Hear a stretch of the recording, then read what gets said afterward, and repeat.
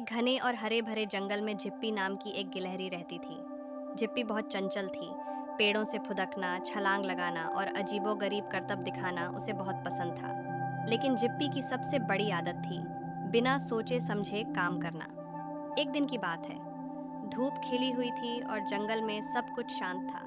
तभी जिप्पी की नज़र नदी के ऊपर झुकी एक डाल पर पके हुए लाल रसीले जामुनों पर पड़ी। वाह, क्या स्वादिष्ट लग रहे हैं। जिप्पी बोली मैं तो बस एक छलांग में ये तोड़ लाऊंगी। और बिना कुछ सोचे जिप्पी ने ऊंची छलांग लगा दी। लेकिन जैसे ही उसने छलांग लगाई, हवा तेज चलने लगी और डाल बहुत पतली निकली। उसका संतुलन बिगड़ा और धड़ाम, जिप्पी सीधा नदी में गिर गई। बचाओ, बचाओ, मैं तैरना नहीं जानती। जिप्पी चीखने लगी, पानी में हाथ पांव मारते हुए। नदी से थोड़ी दूर एक झाड़ी के पास कछुआ टारो आराम से टहल रहा था। वह बहुत शांत स्वभाव का, समझदार और धैर्यवान जीव था। जब उसने जिप्पी की आवाज सुनी तो वह रुक गया। उसने आसपास देखा, एक मजबूत बेल उठाई और धीरे धीरे नदी की ओर बढ़ चला। जिप्पी अब तक घबरा चुकी थी। टारो, जल्दी करो, मैं डूब जाऊंगी। वह चिल्लाई।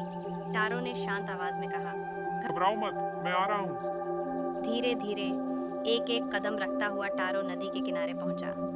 उसने बेल को जिप्पी की ओर फेंका और कहा, इसे पकड़ो। जिप्पी ने बेल को कस कर पकड़ लिया। टारो ने पूरी ताकत लगाकर उसे खींचा और कुछ ही पलों में जिप्पी सुरक्षित नदी के किनारे आ गई। भीगी, थकी, लेकिन सुरक्षित।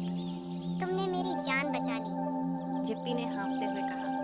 लेकिन तुम तो धीरे चलते हो, फिर समय पर कैसे पहुंचे? टारो मुस्कुराया और बोला, कभी कभी तेज नहीं, सही ढंग से चलना जरूरी होता है। जब तुम घबरा रही थी, मैं उपाय सोच रहा था। उस दिन के बाद जिप्पी अब भी कूदती फांदती रही, लेकिन अब वह पहले सोचती, फिर छलांग लगाती और जब भी किसी मुश्किल में पड़ती, वह टारो से सलाह लेना नहीं भूलती, जिसने उसे सिखाया कि मूर्खता से गलती हो सकती है, लेकिन समझदारी से बचाव भी।